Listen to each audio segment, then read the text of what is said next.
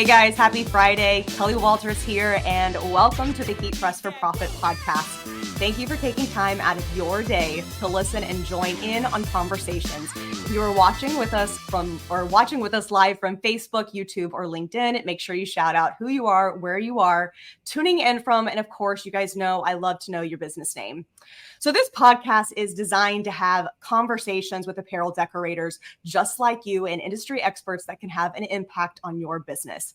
Today's conversation is about employee retention and growth. And as you can see, our guest is Zach Ellsworth, and he is the general manager for Decoration Fulfillment Center, which you guys hear us call DFC a lot. So Zach, thanks for taking time out of your Friday. It's going to be a fun one. Thanks for having me. How long have you been doing this podcast, Kelly? I don't know. No? I don't know. What month are we? September? I think I've been doing it probably 5 months now. Okay. Well, I've been waiting for the invite for 5 months, so I appreciate you having me. You set me up on that one. I did. Well, okay. So everybody, just in case they don't know who you are, tell us just a little bit about your background, saying you grew up in this world, and then of course, what it is you do as a general manager or for Group Stahl.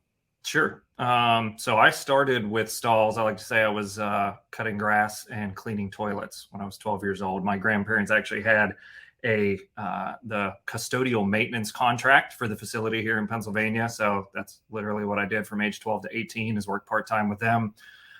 Coming out of high school, I tried the college route, found out it wasn't for me. So I just came to work full-time for Stahls when I was 19 years old. Started in production here at DFC, running some cutting machines, laser cutters, knife cutters, vinyl cutters, those types of things. And then from there, went through a series of positions over the course of my career, and actually did leave Stahls for a short time in my mid-20s. I went and worked for, I don't know if I'm allowed to say competitors' names on this podcast, but I went and worked for F&M Expressions for a few years in my 20s, and found out that I really missed the Stahls culture and came back. So I've been here at DFC since about April of 2019. Again, a couple different positions along the way, but in the general manager role now, which basically means that I'm responsible for everybody here and making sure we meet customer demand and deliveries on decorating. You got a lot on your plate, huh? It gets busy, especially coming up in this time. You're catching me right before busy season kicks off for us here in October. Well, good. This is just a jump start then. Yep. So with employee retention, I've noticed that that's been a pretty deep conversation in our industry at some of the events that, I've at least attended over the last probably 2 quarters. Mm-hmm. So clearly it is known that people are struggling with hiring or maintaining, keeping employees, or really if they invest in that employee, then there's a chance that they could jump ship, go to somebody else. So the concern of, I just spent my time and money being loyal to that employee, but then they left me. And it's been interesting to hear a lot of different standpoints. So I think the way that you've really kind of changed up DFC is a great topic and conversation. So when you started with when you took over DFC in 2019, what was one of the biggest things that you started to initiate or adjust really kind of during that COVID time? Great question. So there was, I'll explain a little bit about our business, which I imagine mirrors a lot of decorating businesses, but we were and still kind of are very highly seasonal in our business. I said, busy season is coming up, but the DFC facility would do 40 to 50% of our annual revenue in that 3-month period of October to December. So the whole year was basically spent planning, how do we get through these 3 months and, make as much money while the sales are there as we can. So the approach that existed in the facility pre-2019 was working with temp agencies. That was the primary method that we would find employees. And sometimes we would bring them in under the pretense of, hey, we're eventually going to hire you. Sometimes it was, we just need you for the season, like whatever it was at that time. So one of the big changes that we made moving into 2020, right before COVID shut down, was trying to move away from bringing in a bunch of temps. So we would go from 50, 60 employees in the summer to needing 150 in the fall. So we were trying to ramp up somewhere between 70 to 100 employees over the course of a 3 or 4 month period. So as you can imagine, as probably decorators who are listening, like, how do you train that many people in that short of time to do all of the different decorating methods that we need to do? Because we were doing or are doing heat pressing. We're doing some embroidery, applique embroidery. At that time, we were doing screen printing.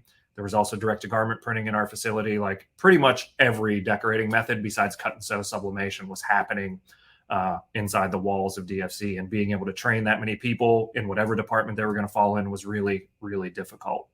So one of the changes that we made was really focusing on our training program and focusing on bringing in the right person the first time, rather than when we go with a temp agency, we would call them up on a Monday and say, hey, I need 20 people by Friday. They would throw 20 people at us, and we were lucky if 5 of them stuck, because one, they didn't know what they were walking into, right? Yeah. They didn't even know if they liked the work. They're just showing up for an assignment. 2, do you like the people? Do you get along with the culture? Is it a nice fit for you? And then 3, some of them, just didn't work out aptitude wise for what we were looking for. So we really made a concentrated switch on, which was multi-layered, because we also had to focus our sales team on the things we wanted to sell. So there was a big change that we made there as well, which allowed us to make that change in not needing to ramp up the staff the way we did, and focusing on more full-time, let's invest in the people type hires. And we want them to stick around for 2 to 5 years. Cost-wise, I mean, time is money, money is time, right? So even if you were bringing on temps, it's going to take time involved in training them. Then if you lose them, that's more time and bringing new people in. What are you looking at when you finally decide to just make the decision to hire full-time or part-time help permanently versus going along with temp? Well, what we found, the real investment is in the time up front, because our management team would save time by just calling the temp agency and having folks show up, right? So we weren't interviewing, we were just seeing what we got.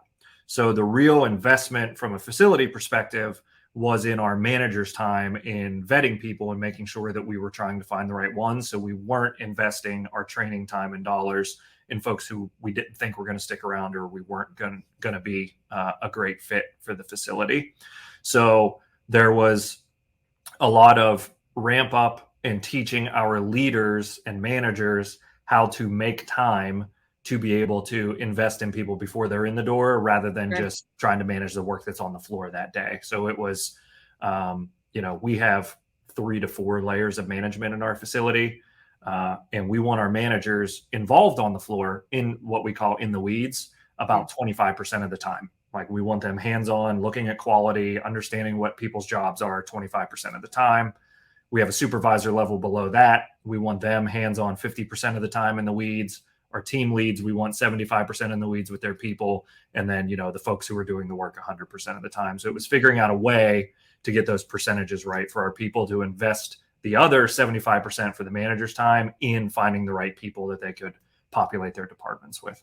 When you have that many, not that many, because 4 really isn't when you're looking at the amount of time when somebody's spent on the floor working with production, looking at the products, going over quality. What was the time process to really understand, okay, we want the supervisor to be at 75% or the leader to be at 75, the supervisor to be 50, manager 25.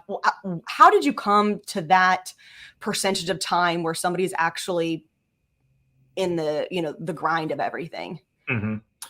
Honestly, we threw a couple numbers at the wall and said, does this make sense and does it work? Even my time as general manager of the facility, I devote 10 to 15% of my time to being on the floor every day to see what's happening, because of all the different decorating methods and of how much can happen in a short time frame, like the level of mistake that we can make. We just want to make sure we're invested in the quality. And then we believe that it always helps our people who are in the weeds 100% of the time to see their leadership team there with them, like working alongside them. So we threw some numbers at the wall, and there it's give or take. Some days, some seasons we do great. Some seasons, our managers, like, we're just overwhelmed and they're on the floor 75% of the time. It's just what it has to be. So there are more guidelines, and I can't say we actually have any like actual metrics or measurements against it, but it is something that we can come back to and say, hey, why did we lose sight of this 3 months out? And it's because the managers were on the floor 75% of the time instead of their 25%. So we just use it as a guideline to bring people's attention back to. Well, it's a really good way to checks and balance as well from a quality standpoint, but then also building morale. I'm sure it's nice for those that are doing the production side of things to actually see the people in management, from all levels down there with them. And I think there's a lot of respect that also goes along with that. So how long did that whole process kind of take for you? Or are you still in the middle of it?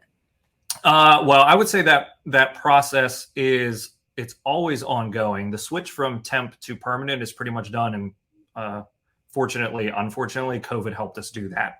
So we were, the state of Pennsylvania closed down. Our business was deemed non-essential. So we were actually closed from March 18th, 2020 to May 18th, 2020. And then as we began to ramp back up, we took the opportunity to look at our sales. What do we have to do? What's really important to us? Those types of things. So we were able to start slowly bringing back the full-time staff that we had. And it took us about a year to get back to pre-COVID staffing levels, a year and a half.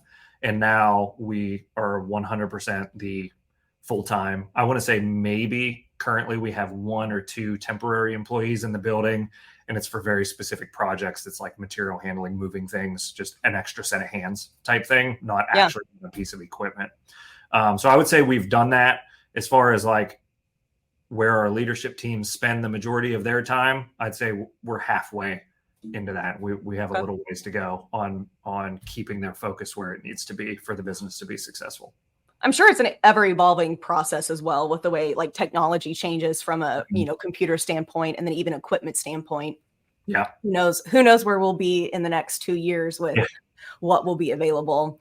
Now that you have switched from temp to those that are like truly officially part of the team, what are some of the things that you do or your team does from a supervisor and management level to really get to know who is on the floor running those pieces of equipment, to kind of understand, how everybody works, because everyone has a different personality and everybody handles criticism differently, learns differently. So what are some of the things that you guys do? Oh, that's a fun question. And I feel like we probably, in full transparency, we probably don't do this as well as we would all like to yet. But we are big on our people tend to value communication at all levels. So, which I think most people probably do, but they not only want to hear from their managers, they want to hear from their managers just to get a perspective of what does the business look like. And we attempt to do a good job of tying together people's jobs and how it actually affects the success of the business, down to the heat press operator. Like, one of the things that we say in the facility, especially during our busy season, which is around holiday, is like, you are actually making Christmas dreams come true. Like, you're making somebody's Christmas present. Okay. Yeah. They're going to open on Christmas morning, which adds, I think it just helps to connect that there is actually value in what you are doing to somebody's life. Which sometimes when you're just standing at the heat press all day, you're not thinking that, right? Like, I just need to get my whatever number of impressions per day, depending on the work. So we do town hall meetings with upper management to the whole facility where we talk about big picture stuff, and we give not 100% transparency, but a lot of visibility into how we are doing financially. Like, we want them to know that what they are doing is actually affecting the bottom line. We're accomplishing our goals. And then our management team does team meetings pretty much. It's probably not a daily basis, but definitely on a weekly basis. They're touching base with their team. What do we need to accomplish this week? And then from a corporate perspective, which you probably know, Kelly, we have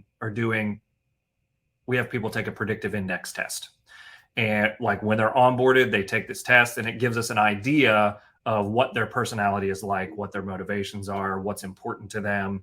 Are they a very detail-oriented person, or are they a, hey, let's get running and we'll figure it out later type of person, which we have both, very far ends of the spectrum here in our facility. But anytime we are communicating, we view it, especially from the upper management level, we view it as marketing. Like, we want to understand our audience. Okay. We want to understand what's important to them, because if we get up and talk about what our day looks like, they do not care. Like, at the end of the day, they don't care that I'm on a podcast today.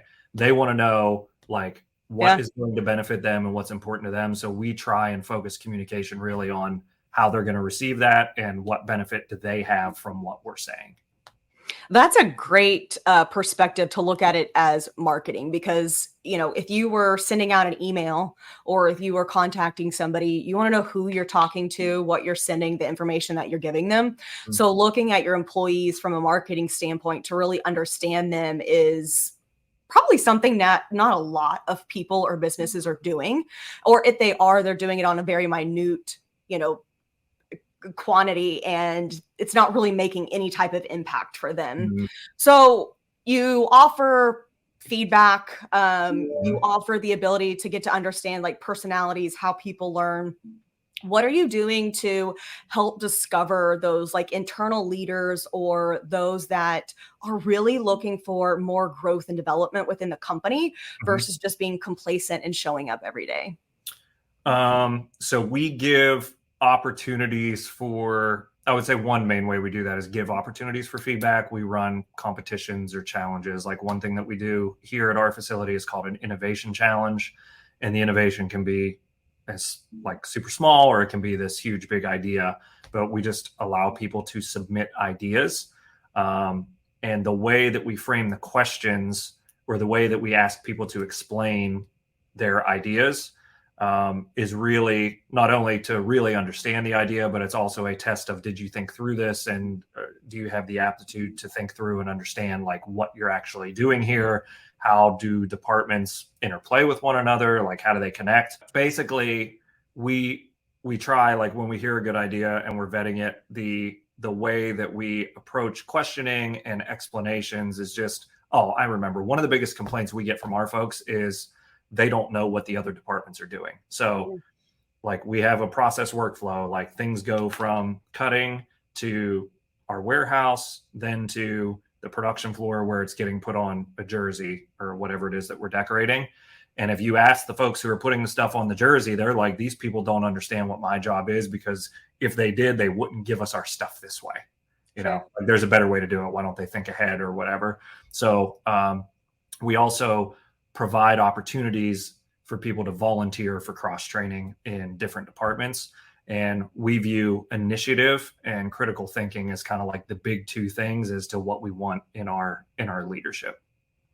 So we actually have a question. And for those of you that are listening live, you can ask any questions down in the comments, and we'll make sure that either myself or Zach gets them answered. And then, of course, if you're tuning into this after it has been live, we'll do our best to get those questions answered as well. But for now, Ken has a question. If DFC for small decorators, or is it only geared towards larger companies? So the way the business has run historically, we are an official licensee of the NFL, NBA, and NHL, and we are also a sub-licensee for Major League Baseball. So the majority of our customers are venues or leagues that are sending us jerseys. We do a small amount of fulfillment for smaller, what we would call promotional products distributors that are doing business with us. But our main customer base right now would be licensed goods. So if there is a project that is too big for a small decorator to take on, that's usually when we hear from them. So we function really as a contract decorator. We're not out actively soliciting business from schools, organizations, or anything like that. Like, we're a contract decorator, and most of the small decorators that we help out are ones that, hey, I know I can handle a 100-piece order, or I know I can handle a 1,000-piece order, but I really want to go sell this 10,000-piece order. Can you help me with fulfillment? So that's Majority of the business is licensed large customers, but we do help out other decorators when they need it as a contract decorator. Hope that answers the question. Guys, Carly has posted on each platform, so Facebook and YouTube and LinkedIn, where you can find more about DFC. So if you have any questions, click on that link. It'll take you right there. And of course, you guys know that you can reach out to anybody at Stahls or Transfer Express, and we'll definitely get you in the right hands if you have further questions about really kind of connecting with DFC. So moving on in conversation, when you give other people, like the initiative to want to learn more, or they're asking for it, that's how you're identifying your leaders. What point do you get a little concerned that maybe you are training somebody to be a leader for a different company? Like, are they going to leave me? Yeah. Are they going to leave you? Yeah.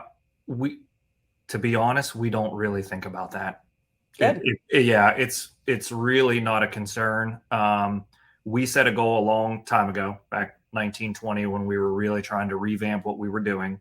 And we said, if someone will come and work for us for 2 to 5 years in the current job market, we would be really happy with that. So although we have been extraordinarily lucky, we have, I don't want to miscount it, but of our 90 to 100 employees right now, 10 to 20% of them are 20-year plus vets that work here, have been here for a very long time. But when we're bringing on a new hire, we're looking for a 2 to 5 year. We're expecting a 2 to 5 year stay when we hire somebody on. That's good. There's like I was saying, there's been a lot of conversation of, well, what if I invest in this employee and the next thing I know, they're going to find opportunity at the, another company. But I think also something to be said, it's kind of vice versa. If the opportunity isn't given to the person that is wanting more or treating that business like their own, then what do you expect them to do, right? If you're train them to take it on as you've built it. So that's a big percentage of people that have been here 20 years plus for, 100 employees. And with each person having, their own personality, what they find is valuable, what is rewarding to them, how do you determine what to give a team? So is it more money? Is it events? Is it lunch? Is it time off? How are those rewarded so everyone feels like they're valued? So we do all of the things that you said in some way, shape, or form. However, our employee engagement surveys give us a lot of feedback there. And then we do a lot of informal, just survey, asking for feedback, communication on what to do. So just a couple examples. We do give, the company, like Stahls in general, provides an annual bonus based on company performance. So that is usually that usually goes over very well for everybody. We have done over the past couple of years a number of market rate analyses. Analyses, is that the plural of analysis? Is there a plural? I'm gonna go with it. Analysis. Market rate analyses. Sounds fancy. Let's go with it. We'll run with it. So we have done that, and we have raised our base wage in the community that we're in as well. Like, one of the other big changes when we went from temp to focusing on full time, we did a 25% increase across the board in everybody's base rate to attract more talent and to keep it. So that was important. But usually people aren't afraid to tell us what they want. And I think that's more of a culture of communication type thing. Like, you're not going to get in trouble for asking for what you want. You may not get it, but you're not going to get in trouble for asking for it. And we're pretty upfront with that. Like, we want your ideas. We want your requests. Can't promise we're going to do it, but we'll listen to you. And that has gone a long way in just hearing. So we'll do a Christmas dinner, a Thanksgiving dinner. We did a Pirates game last month, actually, to celebrate a record year that we had. So just like a little bonus there. But our people love money. They love food. And they love recognition, although they say they don't love recognition. We actually got surveys back that was like, well, we want to be recognized, but not in front of everybody. How do you want us to do that? I don't know how to do that. They don't want their name going across a billboard. They want you to come to them and say, yep, hey, exactly. you're doing a wonderful job. Exactly. But so next time you just put their picture up there. Yeah. So we do those types of things, but we really don't have a big problem with people telling us what they want. They just do. Well, I think you've created that with communication. If people feel like you're communicating with them, then they're going to want to communicate with you. So it's nice that it's, given and received. So we actually have another question, and then we'll wrap up unless other questions come in. So Irene asks, how do you suggest finding first employees? My shop is small but growing fast. It's time to add employees, but I'm not sure what to expect. Training someone seems daunting, especially in a busy season. Yes, Irene, that is an awesome question. So I would look at your business and what are the things that only you can do or that you are best at doing, and focus on those things and be willing to hire for the other stuff. If I read once in somebody's article that if somebody can do the job to 80% of your own ability, it's worth delegating it to them to free up for. So what I find is if you have a heat press, that is typically, at least for us, the easiest thing to train on. And I'm not even saying that because we make the heat presses. We can put someone on a heat press and they can be productive, not at the level of a veteran, but they can be productive within a couple days. Where if we're hiring for embroidery, we have 6 weeks before we can leave them by themselves, just with the complexity of the equipment and understanding the quality and all the stuff that goes into that. So that's what I would do. I would look at what are you best at, what can only you do, and then hire for the other positions. That's my suggestion. That's a good answer. So that actually falls nicely into a piece of advice for someone struggling to hire, train, or retain team members, employees. So anything else you want to add to what you just said, which was pretty spot on? I don't think so. I don't think there's anything I want to add.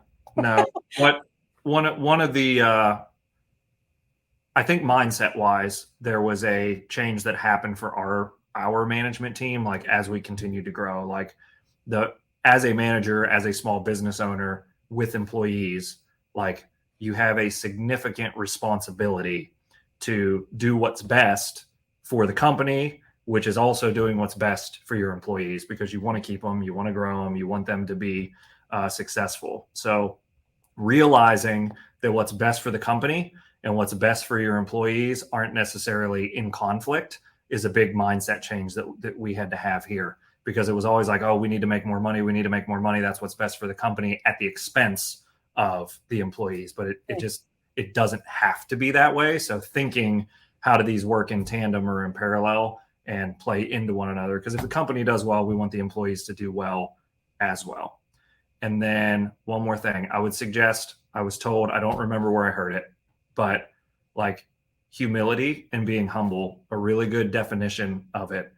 So being humble is not thinking less of yourself, but it's thinking about yourself less.